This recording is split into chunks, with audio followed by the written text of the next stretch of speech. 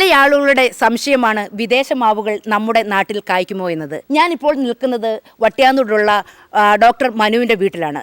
ഇത് നോക്കൂ, ഇത് തായ് വസ്ത്ര എന്നൊരു വിദേശ ഇനമാണ്.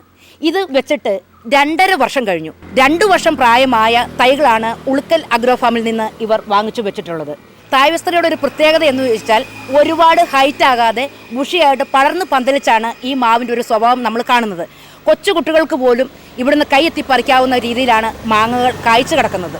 ഇത് നാംഡോക് മൈ എന്ന വിദേശ ഇനം മാവാണ്. ഇത് വെച്ചിട്ട് 2.5 വർഷം കഴിഞ്ഞു.